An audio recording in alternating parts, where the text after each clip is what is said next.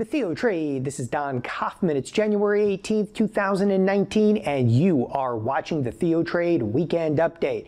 It ain't easy being a bear. All right, you guys are well aware that in many of the recent weeks and recent months, I have carried a fairly substantial amount, of course, of negative delta. Again, for those of you that don't necessarily speak Greek geek option stuff, that effectively means I'm still carrying some bearish positions. However, as we've said time and time again, that our bearish take isn't necessarily or tomorrow or next week, that we are kind of still placing, okay, and looking for, of course, what we often term as duration bearish positions. Now, in a big portion of this video, we're actually going to be recapping a number of some of the key bearish positions that we currently have on. And of course, throughout the course of this week, what does the consummate bear do better than anything? Places a few bearish trade in the midst, of course, of the S&Ps ripping to the upside. Now, nothing in our logic has changed whatsoever. We're seeing a rally, and we're in fact in this rally, we're back in what we kind of term the volatility box. If you guys remember back into October, all through November, that's all I was talking about. And that volatility box was right in that neighborhood of about the 2,600 in the S&Ps up to about 2,800. And again, I'll highlight this when we get to the charts here in a few minutes. So this 2,600 to 2,800, we're kind of pinging back and forth. Well, we've come back up and we're just shy of kind of one of our key gravity points, which was 2682. Even I'm a little shocked to effectively see that we've rallied that much this week, and we're way outside, of course, the expected move. Again, I'll come to that momentarily. So again, the first point that I want to make on this video, again, it ain't easy being a bear, but this is well within the limitations and expectations of being able to place these duration positions.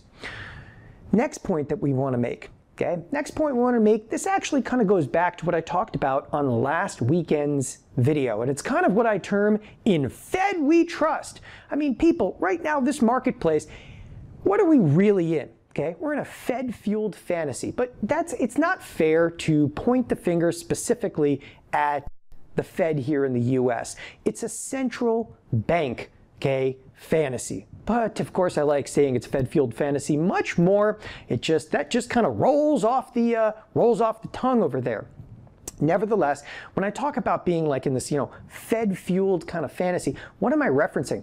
China this week went absolutely hog wild. It just went nuts in terms of doing what? Well, they went out there and they just poured liquidity into their markets. Record amounts each and every day was bigger and bigger, okay?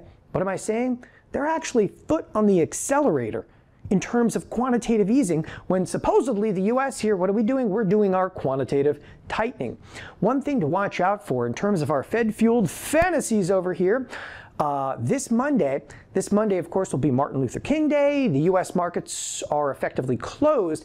However, in China, well, on Sunday night, they're going to have Chinese GDP come out. Now, if you even believe in some of the Chinese numbers out there, come on, that's fair to say, right? If you believe in some of the Chinese numbers that comes out, Chinese GDP is coming out on Sunday. We could get some action in the future. So even though the US equity markets are closed on Monday, the futures markets, okay, and that is, the S&P futures, the SPUs, those are actually going to be open until I think around noon on Monday. So they're going to trade on Sunday night into Monday, and they could move quite considerably, of course, on Chinese GDP. That's kind of point number two, of course, our Fed-fueled fantasy.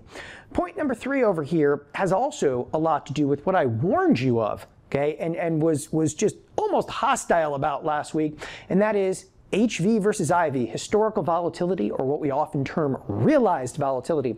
We said, don't you go out, you got to stop selling iron condors. Historical volatility, which is actual price movement, is exceeding implied volatility. This week, we saw more of that, okay? All of a sudden, we shifted from like December where you could sell premium, it's a party, and we told you like, hey, back away, don't sell any premium, let it go. Let your inventories kind of stall out. Inventory, okay, is effectively premium sellers selling more and more inventory. Let it stall out. Don't sell any premium, okay? And we've been spot on. Last week, all right, last week there was about a $46 expected move in the SPX. Actual move, about 74 bucks. Huh? Is that big enough for you? So we blew through what was expected. By the way, this next week, this coming week, we're looking at about a $41 expected move. I'll show you that here in a couple of minutes. Again, $41 expected move in the SPX. However, we only have 4 trading days throughout the course of the week. So again, we're closed on Monday for Martin Luther King Day. Last, but definitely not least, we're going to look at positions. What did we do in terms of positions? Did we take some pain? Absolutely. But on a lot of the positions that we're starting to take some pain on, I'll give you an example. JP Morgan. Okay? JP Morgan's a position that we currently have on, but we've had so many phenomenal and positive rolls on that position. By the way, JP Morgan's a duration position. I'll show you all the trade history here in a minute. In that duration position, when I say that we're taking pain, we're probably going to have a little bit of a negative roll. Doesn't matter. We're in the money. We're still up substantially on the trade. Another one that we actually closed profitably happened to be in terms of Macy's. Macy's, we're out. We're out of the contest. I mean, the stock dropped, okay, almost 35% since inception of that position. We've also put some positions on in junk. That's HYG, okay? Have a position now on in Bank of America. Oh, come on. Who doesn't want to be short Bank of America? Have you been there lately? That has nothing to do with the position. Nevertheless, it's kind of fun. And last but not least, we're going to show you here a position in just a moment. Lululemon. I've been waiting for it. I've been wanting it. Okay? Yoga pants, they don't do it for me, especially $130 yoga pants. Nevertheless, this position does. With that, let's get to the charts. Let's show you a couple of positions, show you a little bit of what I call my Fed fuel fantasy, okay? And some really specific examples. Let's get to it. To the charts and positions we go. Allow us to start here inside of the S&P futures. Why? Because on these futures we have effectively our gravity points down below here, 25.75, 26.26, 26.82. One of the points that I was making just moments ago in kind of the video portion of this is we came just shy of that 26.82. And what that really does is it just listen, took us right back into this kind of quintessential, what we termed the volatility box. If you guys remember back to October, November, I've actually dubbed this, okay, this is kind of what we call the hurt locker. We're just right back to kind of where we started.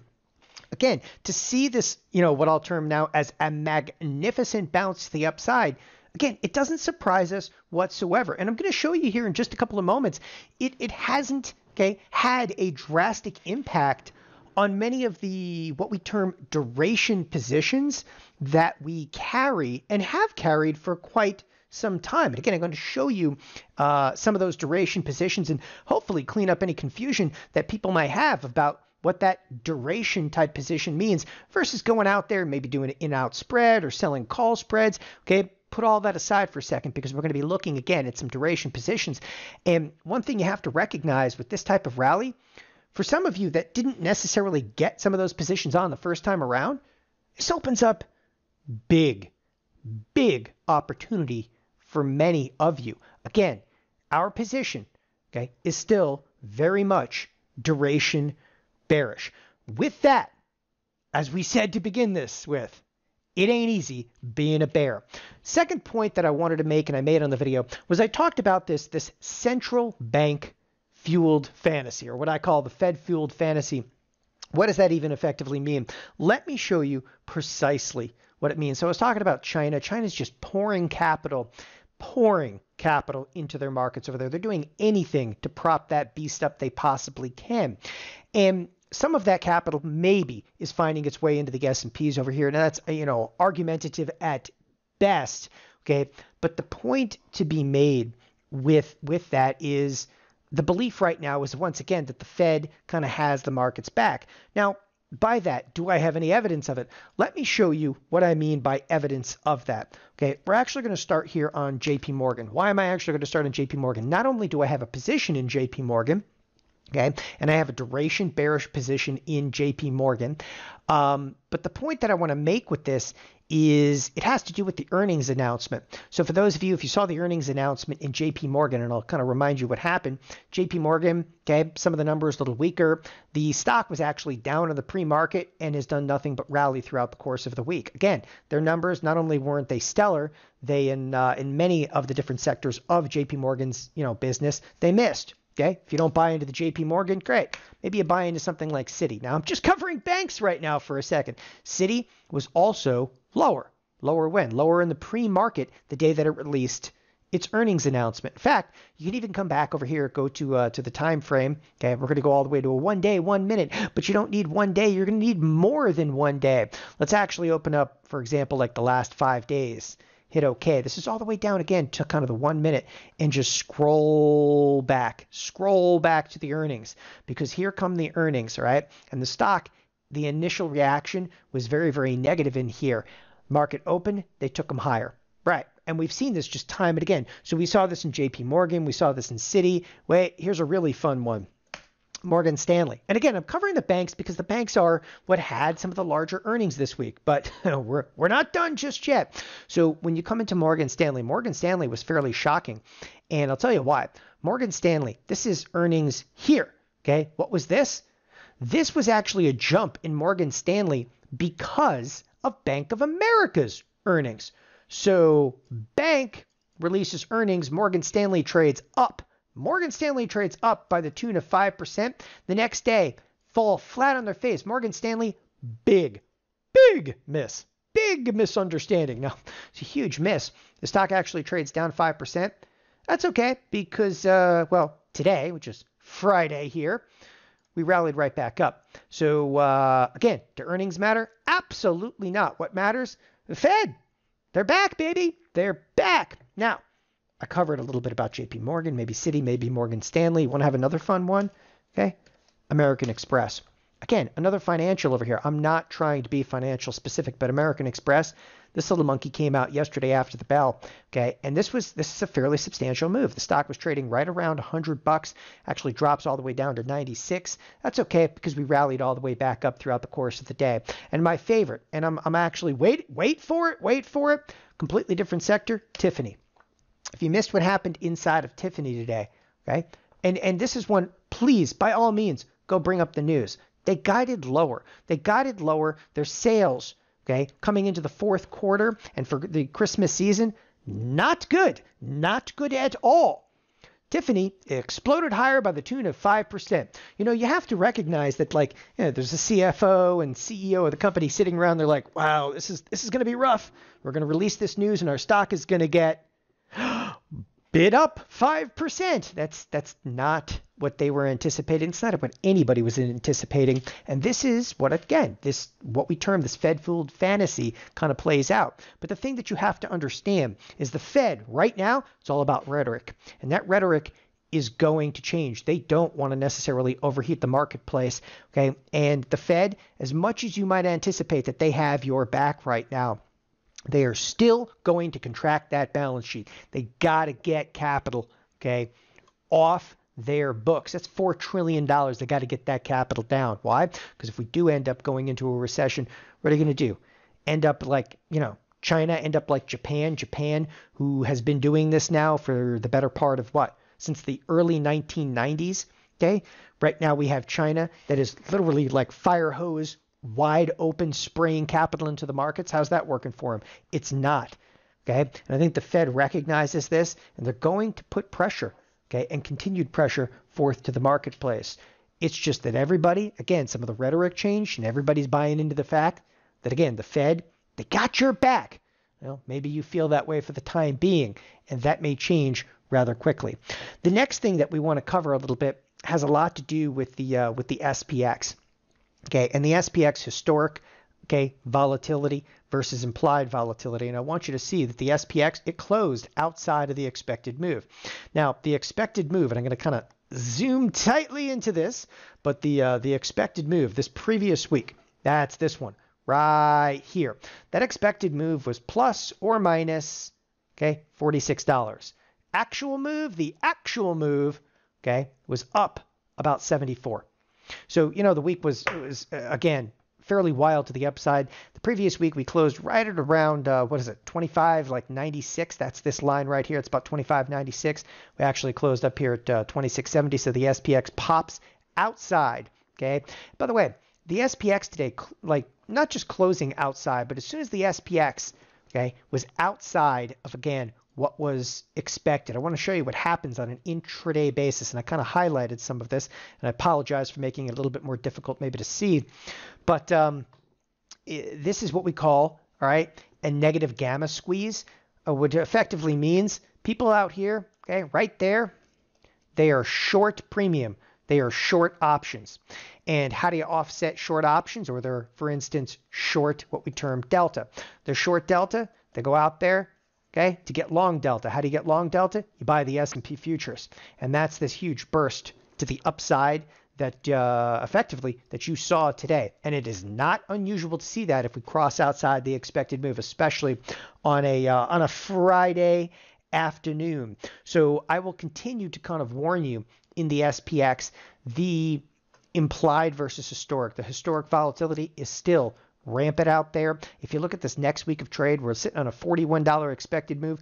I'm sorry, okay? I'm not selling a $41 expected move just based on like Chinese GDP, okay?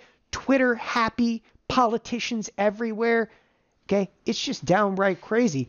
And to sell a $41 expected move after some of the fireworks that we've seen, by the way, forget about December for a second. Some of the fireworks that we've seen to the upside, you got to be, okay, a few fries short of a Happy Meal right now to want to sell a $41 expected move. In fact, in many cases, I'd actually look to be a net buyer of premium on a day-to-day basis. You're only buying a 13 volatility with these kind of wicked moves. I'm telling you, intraday trade, it just got very, very good again.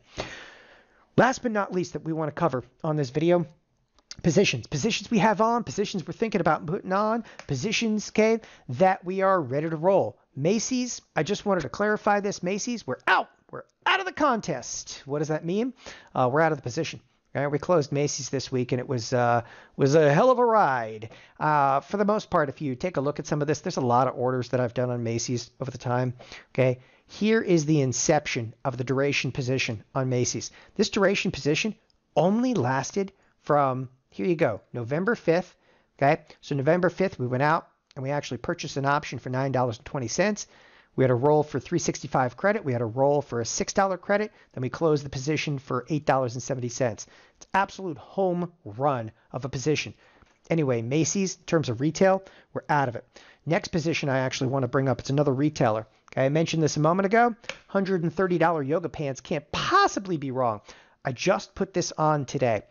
Listen, Lululemon, good duration position right now. Lululemon may break. And I want to warn you right now, Lululemon may break to all-time highs. There's nothing I can do about that. I'm telling you right now, I am not going to be able to time the top of this, okay? But I can tell you that Lululemon is getting caught up in the rally and, again, has exceeded all the percentage expectations of the most, the major indices out there. This thing's on an absolute tear or possibly a short squeeze. Nevertheless, we initiated a multitude of different positions. The duration position, though, I put on is the 170 puts. It's the 170 puts. Again, duration position all the way out in the March timeframe. Okay, the March 170 puts duration position on LULU. Okay, moving right along. I want to reiterate another position similar to LULU, HYG. HYG is junk. Okay. Junk, we put that position on right in this neighborhood over here. It continues to kind of grind a little bit higher. Again, this is duration position. Anytime I say the word duration, it means some intent of holding this in excess, okay, of 3 months. So HYG, we're going to continue with duration position here. And this is, once again, it's a bearish position. I am going through right now some of the bearish positions. We do have a couple of bullish positions on. We'll cover those at another time. But hey, the theme of this video, it ain't easy being a bear. So, again, HYG got that position on. Another one that we've actually got on, lows. Now, in terms of lows, here's a bearish position. Do I still have it on? Absolutely. What am I doing with it? I'm sitting tight. Okay, where are we with this position right now? So to kind of show you a little bit about the position kind of from inception here, First and foremost, this was inception of the position, which was October 3rd. All right, we turned around. We actually used a vertical spread. This wasn't even a roll. It was just simply a vertical spread because the stock moved down that substantially. I was able to roll from the 130 puts that I bought to the 110 puts I bought. $19 credit. Then we got another $9 credit. What do we have right now? Okay, well, we still have the position on. We're going to sit tight. We're going to laugh. We're going to cry. I need to roll this one very, very soon. The roll might not look beautiful, but listen, position working out very, very nicely. Another one similarly to that, okay, would be XLV. This is healthcare. Now, I still have the healthcare position on. And this is another one people keep emailing me about, well, is it still on? Of course it's still on. Why would I not want it on? All right. So what? We bounce back up. We're back in the volatility box. We this is nothing new. Okay. You got to sit tight. Now let me show you what the XLV position looks like right now.